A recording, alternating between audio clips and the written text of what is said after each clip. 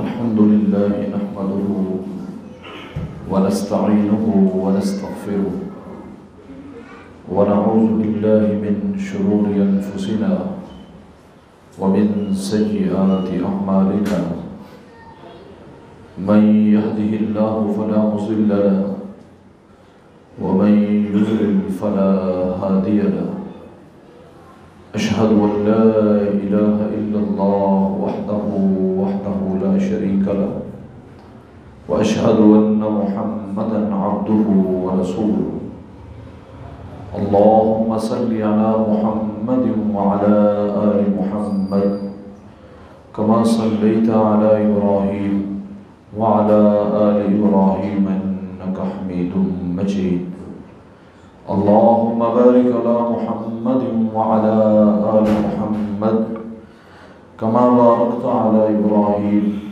وعلى آل إبراهيم إنك حميد مجيد أما بعد فإن خير الحديث كتاب الله وخير الهدي هدي محمد صلى الله عليه وسلم وشر الأمور محدثاتها وكل محدثة بدعة وكل بدعة ضلالة وكل ضلالة في النار. قال الله تبارك وتعالى في القرآن المجيد والفرقان الحميد أعوذ بالله من الشيطان الرجيم بسم الله الرحمن الرحيم إن الذين يغضون أصواتهم عند رسول الله أولئك الذين امتحن الله قلوبهم للتقوى لهم مغفرة وأجر عظيم. ہر قسم کی حمد و ثنا، تعریف و ستائش، بڑائی، بزرگی، کبریائی اللہ تبارک و تعالی کی ذات کے لیے خاص ہے، جس مالک نے اس کائنات کو پیدا فرمایا اور اس میں اتنی انواع و اقسام کی مخلوقات پیدا کی کہ اگر ہم انہیں شمار کرنا چاہیں تو نہیں کر سکتے. بے شمار بے حد و حساب درود و سلام ہوں سید الکونین، رحمت دو عالم، امام الانبیاء، سید الانبیاء، امام الاولین والآخرین، رحمت للعالمین، پیارے پیغمبر جناب محمد رسول اللہ صلی اللہ علیہ وآلہ وسلم کی ذات اقدس پر رب العالمین کی بے شمار رحمت نازل ہوں آپ کے جسد اطہر پر اور آپ کے روضہ انور پر. رحمت نازل ہوں صحابہ کرام پر، تابعین، تبع تابعین، ائمہ کرام، محدثین اعظام اور علماء اسلام پر کہ جن لوگوں کی محنت اور کوشش کی وجہ سے یہ خالص دین ہم تک پہنچا. سامعین محترم، عزیز دوستوں اور بزرگوں، سیدنا عمر بن خطاب رضی اللہ تعالی عنہ انسانی تاریخ میں وہ ایک عظیم ہستی ہیں جن کی رفعت، جن کی شان، جن کی قدر و منزلت صرف اپنے ہی نہیں بیگانے بھی مانتے ہیں. سیدنا عمر بن خطاب رضی اللہ تعالی عنہ کی زبان حق پر رب تعالیٰ نے ایسے مضامین جاری کیے جو بعد میں وحی کا حصہ بن گئے. سیدنا عمر بن خطاب رضی اللہ تعالی عنہ جب اسلام لائے تو وہ حق اور باطل میں امتیاز اور فرق کرنے کی علامت بن گئے. آج کے اس خطبہ جمعۃ المبارک میں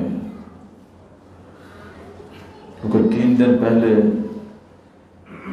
ان کا یوم شہادت تھا، تو ضروری نہیں ہوتا کہ جمعے والے دن ہی اگر ان کا یوم شہادت آئے تو ان کے فضائل بیان کیے جائیں۔ فضائل بیان کرتے رہنا چاہیے، اور صحابہ کرام کا تذکرہ اور اہل بیت اعظام کا تذکرہ ان دنوں میں تو خاص محبت سے کیا جانا چاہیے۔ تو سیدنا عمر بن خطاب رضی اللہ تعالیٰ عنہ کے چند ایک فضائل و مناقب ویسے تو بے شمار ہیں، اس کے لیے یہ آدھا گھنٹہ 35 منٹ انتہائی کم ہے۔ میں مختصراً ان کے کچھ فضائل و مناقب عرض کروں گا، پھر اس کے بعد ان کی مثالی حکومت کے چند ایک جھلکیاں آپ کے سامنے پیش کروں گا، اور خطبہ کے آخر میں کل ایک تاریخی دن ہے جسے میں اور آپ 14 اگست کہتے ہیں، اس کی مناسبت سے بھی کچھ عرض کرنے کا ارادہ ہے۔ رب العالمین سے دعا ہے کہ رب تعالیٰ قرآن و سنت کے آئین مطابق بیان کرنے کی، پھر ہم سب کو غور و فکر کے بعد اس پر عمل کرنے کی توفیق عطا فرمائے۔ جو آیت مبارکہ میں نے خطبہ مسنونہ میں پڑھی ہے، اللہ تبارک و تعالیٰ فرماتے ہیں ان الذین یغضون اصواتهم عند رسول اللہ، بے شک وہ لوگ جو اپنی آوازیں پست کر لیتے ہیں رسول اللہ صلی اللہ علیہ وسلم کے پاس بیٹھے ہوئے، اولئک الذین امتحن اللہ قلوبهم للتقوی، رب تعالیٰ نے ان کے دلوں کا امتحان لیا ہے تقوی کے لیے، تو ان کے دلوں میں صرف تقوی ہی ہے، اور لہم مغفرۃ و اجر عظیم، یہی لوگ اجر عظیم اور مغفرت کے حقدار ٹھہرے۔ اس آیت کے نازل ہونے کے بعد صحیح بخاری میں آتا ہے سیدنا عمر رضی اللہ تعالیٰ عنہ اتنی آہستہ آواز میں گفتگو کرتے کہ کئی مرتبہ نبی مکرم جناب محمد رسول اللہ صلی اللہ علیہ وآلہ وسلم کو پوچھنا پڑتا کہ آپ کی آواز میرے کانوں تک نہیں پہنچی اور مجھے سمجھ نہیں آئی آپ کیا کہہ رہے ہیں۔ تو یہاں سے آپ اندازہ لگائیں سیدنا فاروق اعظم کس قدر رسول اللہ صلی اللہ علیہ وسلم کا احترام کرنے والے تھے، اور اس مغفرت اور اجر عظیم کے پہلے مستحقین میں سے وہ شامل ہیں۔ اسی طرح میں چند ایک آیات آپ کے سامنے پڑھتا ہوں کہ سیدنا عمر رضی اللہ تعالیٰ عنہ نے ایک رائے پیش کی رسول اللہ صلی اللہ علیہ وسلم کے سامنے، اور اللہ تعالیٰ نے اسی رائے کو پھر وحی کا حصہ بنا دیا۔ کسی آدمی کی عظمت کے لیے اس سے بڑی بات کوئی نہیں ہو سکتی کہ وہ اپنی ایک ذاتی سوچ اور ذاتی فہم سے ایک رائے دے اور رب العالمین اسی کے مطابق وحی نازل کر دے۔ صحیح بخاری میں آتا ہے سیدنا انس رضی اللہ تعالیٰ بیان کرتے ہیں کہ سیدنا عمر رضی اللہ تعالیٰ فرمایا کرتے تھے کہ میرے رب نے 3 موقعوں پر میری موافقت، میں نے اپنے رب کی موافقت کی ہے، یعنی میں نے زمین پر جو کہا ہے رب تعالیٰ نے وحی کے ذریعے اسی بات کا حکم دیا رسول اللہ صلی اللہ علیہ وسلم کو۔ سب سے پہلے طواف کے دوران جب مقام ابراہیم پر پہنچے صحابہ کے ساتھ رسول اللہ صلی اللہ علیہ وسلم، تو سیدنا عمر عرض کرنے لگے اللہ کے رسول صلی اللہ علیہ وسلم میرا دل چاہتا ہے مقام ابراہیم پر نماز ادا کی جائے، نفل پڑھے جائیں۔ تو اس وقت تک کوئی حکم نہیں آیا تھا، رسول اللہ صلی اللہ علیہ وسلم خاموش ہو گئے اور فوراً جبرائیل علیہ السلام وحی لے کر آ گئے، اور اللہ تبارک و تعالیٰ فرماتے ہیں وَاتَّخِذُوا مِن مَقَامِ إِبْرَاهِيمَ مُصَلًّى، کہ آج کے بعد تم مقام ابراہیم کو نماز کی جگہ بنا لو۔ کوئی حاجی جب حج کرنے جائے، کوئی عمرہ کرنے والا جب عمرے کی غرض سے جائے، مقام ابراہیم پر اس کے لیے 2 نفل پڑھنا لازمی ہے۔ اگر رش کی وجہ سے وہاں پر جگہ نہ مل سکے تو پورے حرم میں جہاں چاہے پڑھ سکتا ہے۔ اب یہاں سے آپ سیدنا فاروق اعظم کی عظمت کا اندازہ لگا کہ انہوں نے ایک رائے دی، رب تعالیٰ نے وحی بنا کر قرآن حکیم میں نازل فرما دی۔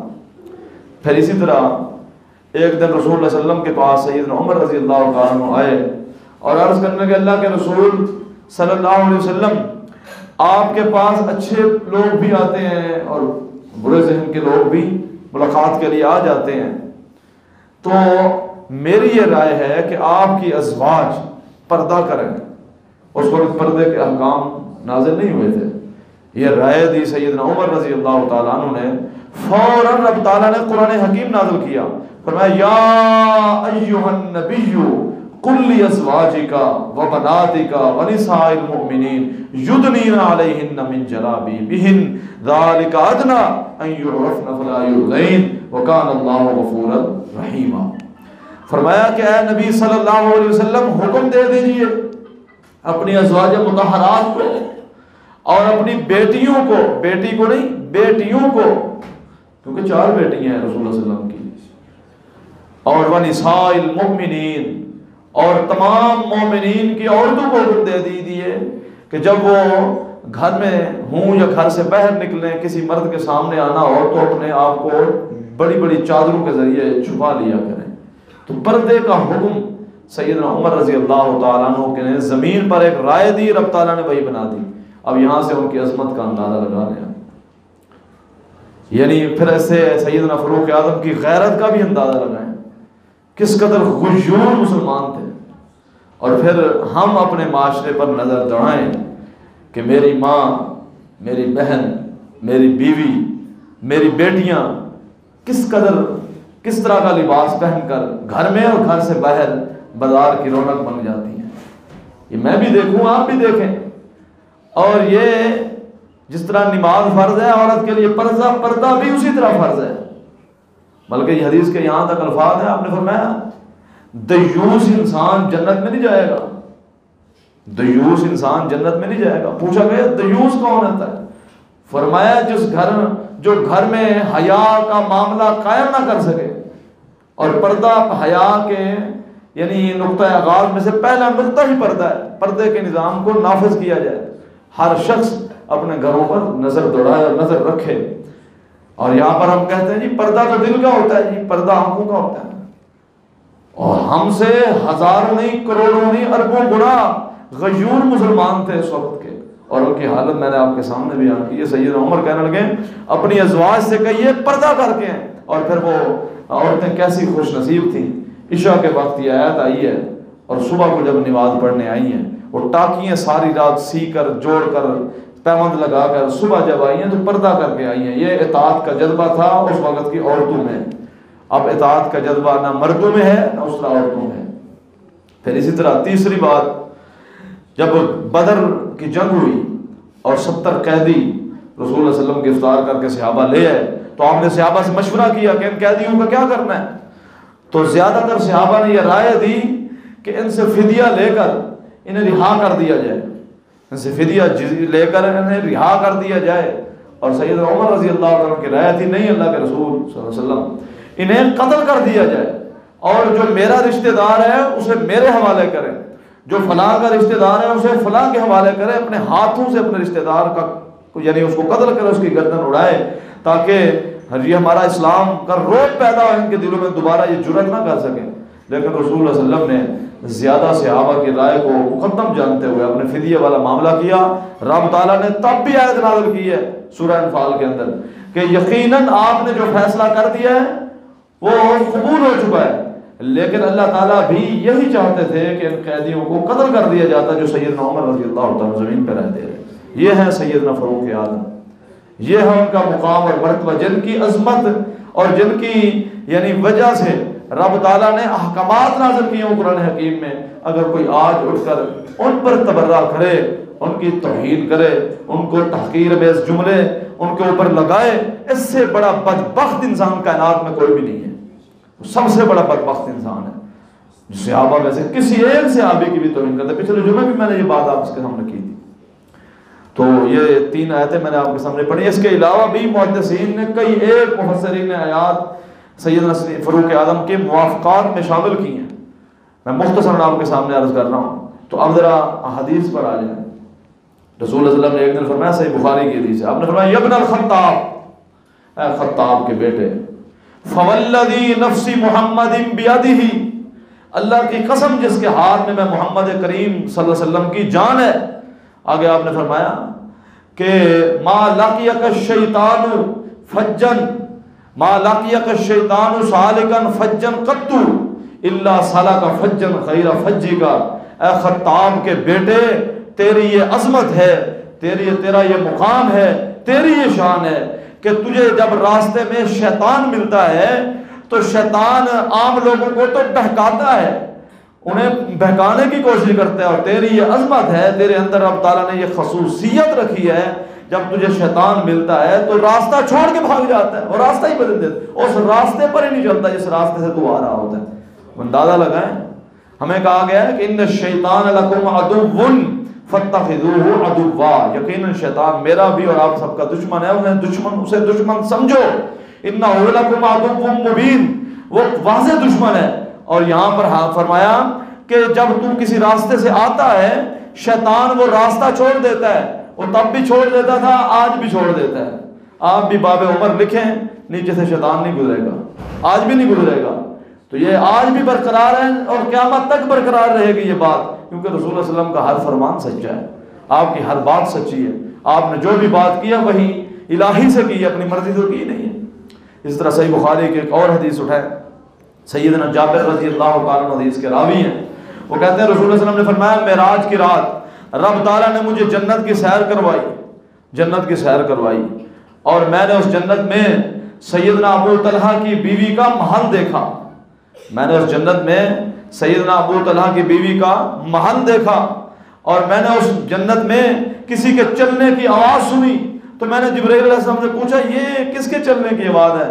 انہوں نے فرمایا، انہوں نے عرض کی کہ یہ آپ کا غلام سیدنا بلال ہے، اس کی عظمت یہ ہے وہ چلتا زمین پہ ہے، اس کے چلنے کی آہٹ اور آواز قدموں کی چاپ اللہ جنت میں سنوائی دیتے ہیں۔ یہ عظمت ہے سیدنا بلال رضی اللہ عنہ، کیونکہ اللہ تبارک و تعالی ان اللہ لا ينظر الى صورکم واموالکم ولکن ينظر الى قلوبکم واعمالکم، صحیح مسلم کی حدیث ہے، اللہ تبارک و تعالی نہ تمہاری شکل و صورتوں کو دیکھتا ہے نہ تمہارے مال و زر کو دیکھتا ہے، وَلَٰكِن يَنظُرُ إِلَىٰ قُلُوبِكُمْ وَأَعْمَالِكُمْ، اللہ تعالیٰ تمہارے اعمال دیکھتا ہے، تمہارے دل کی کیفیت اور تقوی کو دیکھتا ہے۔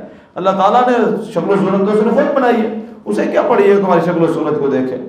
تو بلال رضی اللہ تعالیٰ کی عظمت یہ ہے، وہ چلتے زمین پہ ہیں اور ان کے چلنے کی آہٹ جنت میں سنوائی دیتی ہے۔ پھر آپ فرماتے ہیں میں نے ایک خوبصورت محل دیکھا، ایک خوبصورت محل دیکھا، اور اس میں ایک جانب ایک خاتون کو بیٹھے ہوئے دیکھا میں نے۔ پھر میں نے پوچھا یہ کس کا محل ہے جو اتنا خوبصورت ہے؟ مجھے بتایا گیا یہ آپ کے خادم، آپ کے غلام سیدنا عمر ابن خطاب رضی اللہ تعالیٰ عنہ کا محل ہے۔ آپ فرماتے ہیں میرا جی چاہ رہا تھا کہ تیرا محل اتنا خوبصورت ہے، باہر سے میں اندر جا کے اس کو دیکھوں۔ اے عمر تیری غیرت میرے سامنے آئی، تیری غیرت کی وجہ سے میں تیرے محل میں داخل نہیں ہو سکا۔ سیدنا عمر رضی اللہ عنہ سر جھکایا اور رونے لگے، اللہ کے رسول میں کیا آپ کے اوپر بھی غیرت کروں گا؟ تو اب اندازہ لگائیں جن کی غیرت کی گواہی رسول اللہ صلی اللہ علیہ وسلم اپنی مبارک زبان سے دیں، اور جن کے محلات کو امام الانبیاء اپنی آنکھوں سے جنت میں دیکھ کر آئے ہوں، جن کے محلات کو دیکھ کر آئے ہوں، ان کی عظمت کے کیا کہنے؟ پھر کوئی اٹھے اور بدبخت ان کے خلاف باتیں کرے، جی وہ خلافت نہیں دی، وہ حق دبا گئے، انہوں نے یوں کیا، وہ یوں کرتے رہے۔ پھر میں آپ کو ان کی مثالی حکومت کے بھی چند کارنامے سناتا ہوں، کیسی حکومت قائم کی ہے۔ جتنی دیر سیدنا عمر رضی اللہ عنہ حاکم وقت اور خلیفہ المسلمین رہے، یقین مانے امن و امان یعنی مثالی تھا، کسی میں جرأت نہیں تھی کہ وہ ریاست اسلامیہ کے خلاف اٹھ کر کھڑا ہو اور بغاوت کا اعلان کرے یا باغی ہو۔ لوگ تو اپنے محلات میں نام سن کر ڈرتے تھے، کیسر و کسرا اپنے محلات میں سیدنا عمر کا نام سن کر ڈرتے تھے، وہ ایسی عظیم شخصیت ہے۔ پھر اسی طرح ایک اور حدیث ہے صحیح بخاری میں، رسول اللہ صلی اللہ علیہ وسلم فرماتے ہیں کہ میں نے خواب دیکھا، اور انبیاء کا خواب میں نے آپ کو کئی دفعہ بتایا وہ بھی وہی ہوتا ہے، میرا اور خواب سچا بھی ہو سکتا ہے، جھوٹا بھی ہو سکتا ہے۔ عموماً ہم جو دن میں کرتے رہتے ہیں وہی ہمارے خواب میں آتا ہے، جو سوچتے رہتے ہیں عموماً وہی ہمارے خواب میں آتا ہے۔ تو رسول اللہ صلی اللہ علیہ وسلم نے فرمایا میں نے خواب دیکھا، اور مجھے خواب کے اندر دودھ کا ایک پیالہ پیش کیا گیا، میں نے وہ دودھ پیا، اور میں پیتا رہا، دودھ پیتا رہا، حتیٰ کہ مجھے یوں محسوس ہوا کہ دودھ میرے ناخنوں سے باہر نکل جائے گا، یعنی پیٹ بھر کر میں نے دودھ پیا، پھر دودھ بچ گیا اور میں نے وہ دودھ سیدنا عمر رضی اللہ تعالیٰ عنہ کو دے دیا، پھر انہوں نے وہ دودھ پیا۔ صحابہ پوچھنے لگے اللہ کے رسول صلی اللہ علیہ وسلم اس کی تعبیر کیا ہے؟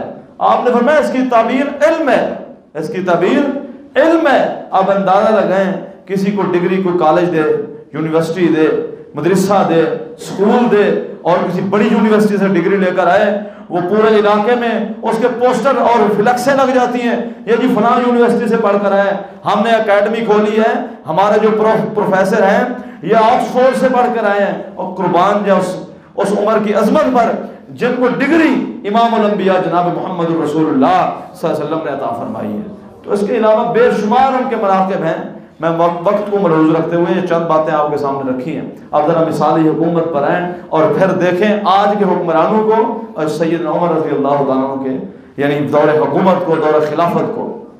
سب سے پہلے کوئی بھی اسلامی معاشرہ اور کوئی بھی معاشرہ جس میں عدل نہ ہو، انصاف نہ ہو، وہ زیادہ دیر قائم نہیں رہ سکتا۔ کوئی ریاست اپنے پاؤں پر زیادہ دیر کھڑی نہیں رہ سکتی۔ ہاں جبراً آپ اس کو کھڑا رکھیں اور بات ہے، جس معاشرے سے عدل مٹ جاتا ہے، انصاف مٹ جاتا ہے، اس ریاست کی بنیادیں ہل جاتی ہیں۔ اور میں آپ کو مثال پیش کرتا ہوں، سیدنا عمر رضی اللہ تعالیٰ عنہ کے زمانے میں ایک گورنر کے بیٹے نے کسی غریب آدمی کو تھپڑ مارا جس سے اس کا دانت ٹوٹ گیا۔ وہ دہائی دیتا ہوا مدینے آیا، اس نے آ کر دہائی دی، اے خطاب کے بیٹے، اے عمر ابن خطاب امیر المومنین، آپ کا دور حکومت ہو اور ہمارے ساتھ یہ ظلم کیا جائے، مجھے فلاں گورنر کے بیٹے نے تھپڑ مار کے میرا دانت توڑ دیا ہے۔ آپ رضی اللہ تعالیٰ عنہ نے خط لکھا اور خط میں لکھا گورنر کو کہ تو بھی آ جا، تیرا بیٹا بھی آئے، دونوں میرے سامنے میری عدالت میں پیش ہو۔ وہ گورنر بھی آیا، اس کا بیٹا بھی آیا۔ گورنر نے آ کر کہا کہ میرا قصور تو نہیں ہے، یہ میرا بیٹا ہے، اگر اس نے تھپڑ مارا ہے قصاص لیں، لیکن میرا جرم تو نہیں ہے، میرا کیا قصور ہے؟ سیدنا عمر کہنے لگے تیرا یہ جرم ہے، تیرے بیٹے نے تھپڑ مارا ہی اس وجہ سے ہے کہ تو گورنر ہے، یہ گورنر کا بیٹا ہے، عہدے کا ناجائز فائدہ اٹھا کر تیرے بیٹے نے اس غریب آدمی کو مارا ہے، تیرے سامنے قصاص ہوگا۔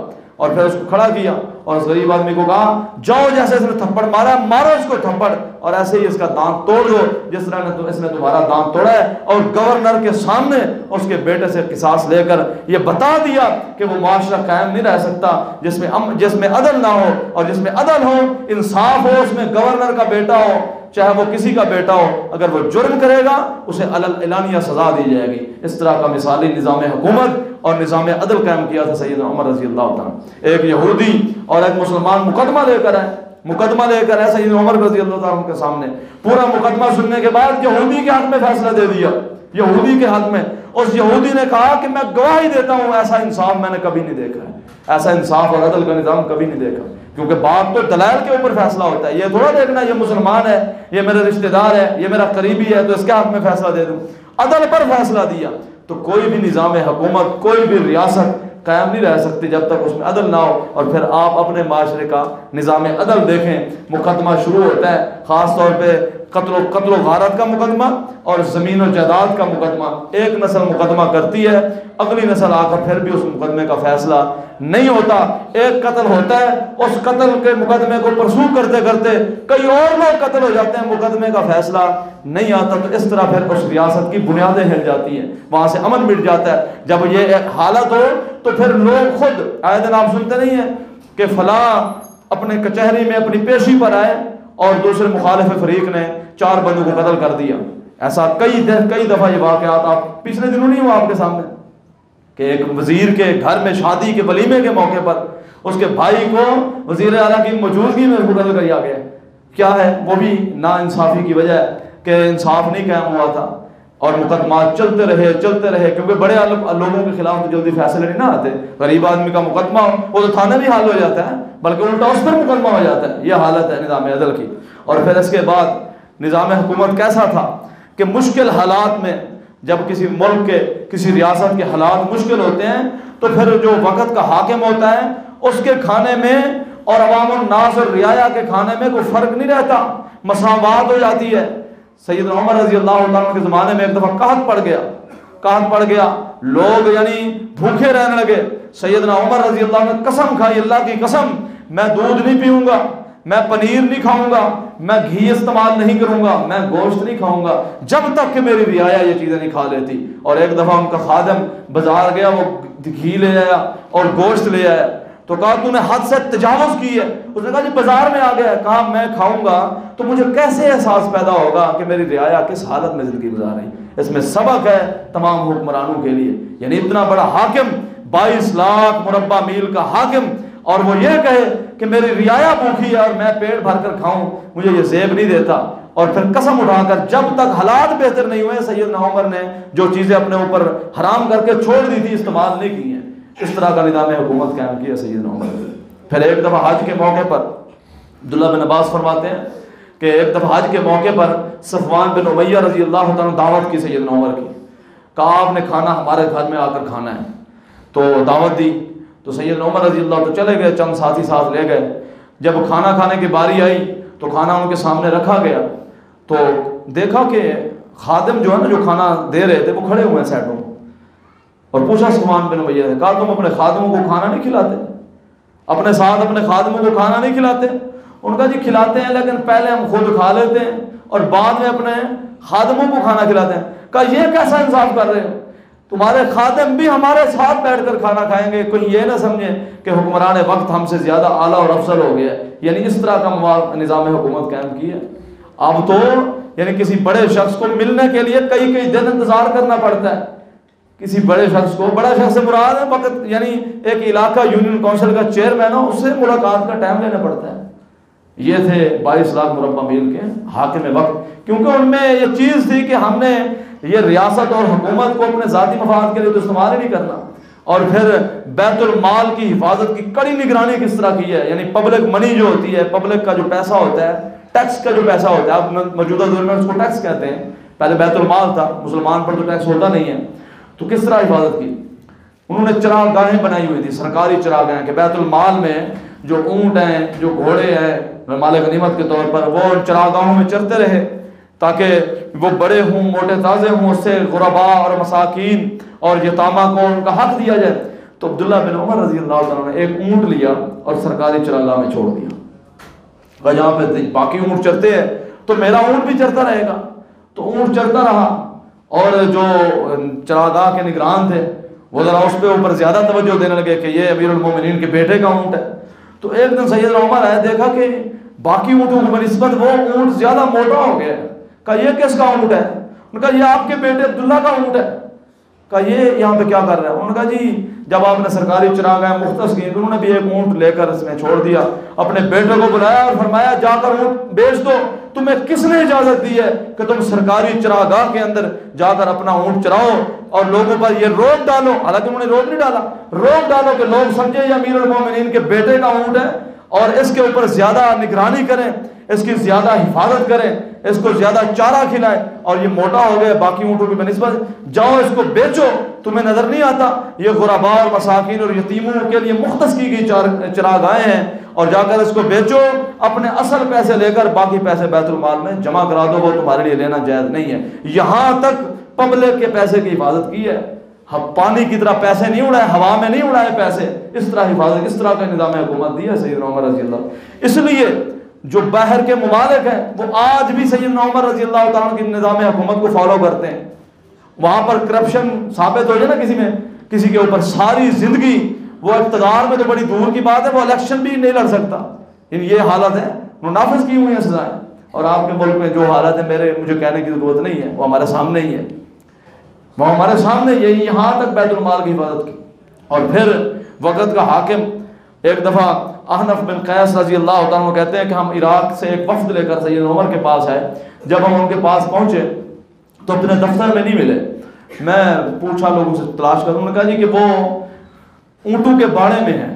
میں وہاں چلا گیا، دیکھا تو وہ ایک اونٹ کو تیل لگا رہے ہیں، اس کی مالش کر رہے ہیں. تو میں نے کہا یہ کیا کر رہے ہیں؟ انہوں نے کہا یہ صدقے کے اونٹ ہیں، بیت المال کا حصہ ہے، تو اس اونٹ کو کوئی بیماری لاحق ہو گئی تو میں اس لیے اسے تیل لگا رہا ہوں، اس کی خدمت کر رہا ہوں. خدمت خلق کا جذبہ یہ تھا. تو وہ کہنے لگے کہ آپ کے پاس اتنے غلام ہیں تو کسی غلام کو لگا دیتے. آپ کو دفتر میں بیٹھنا چاہیے اور آپ ادھر یہ کام کر رہے ہیں. اونٹ کو اگر تیل ہی لگانا ہے، اس کی مالش کرنی ہے، کسی اور کو ذمہ داری. غلام اتنے کہا مجھ سے بڑا غلام کوئی نہیں ہے. کہا تو بھی میرے ساتھ آ جا احنف، تو بھی میرے ساتھ آ جا، مجھ سے بڑا غلام کوئی نہیں ہے، میں سب سے بڑا غلام ہوں. اور 22 لاکھ مربع میل کا حاکم ہو اور یہ اظہار کرے میں سب سے، کیونکہ قوم کا حاکم قوم کا خادم ہوتا ہے، قوم کا حاکم قوم کا خادم ہوتا ہے. کہا تو بھی میرے ساتھ آ جا، میرے سے بڑا غلام کوئی نہیں ہے اپنی قوم کے لیے. یہ عظمت ہے سیدنا سید فاروق اعظم کی. اور ایک مرتبہ ایک صحابی رسول کہتے ہیں کہ میں ان کے ساتھ تھا، ایک باغ میں چلے گئے تو میں ان کے پیچھے کھڑا ہو گیا. جب تھوڑا سا آگے ہوئے نا، مجھ سے دور ہو گئے، میں سن رہا تھا.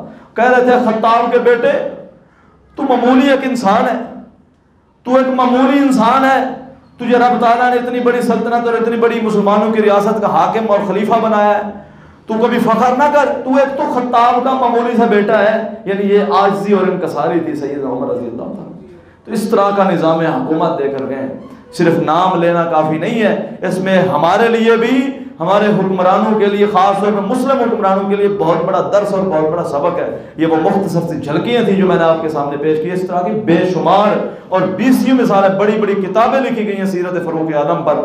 اور آپ سے میں گزارش کروں گا کہ آپ نے جب بھی ہسٹری پڑھنی ہے اور تاریخ پڑھنی ہے، سیدنا فاروق اعظم کی سیرت کو لازماً پڑھیں. اس سے آپ کو اور مجھے بے شمار اسباق اس سے ملیں گے. رب تعالیٰ سے دعا ہے کہ اللہ تعالیٰ قرآن و سنت کو سمجھ کر اور اس پر عمل پیرا ہونے کی توفیق عطا فرمائے اور تمام صحابہ کا ادب اور محبت نصیب فرمائے. وآخر دعوانا الحمدللہ رب العالمین.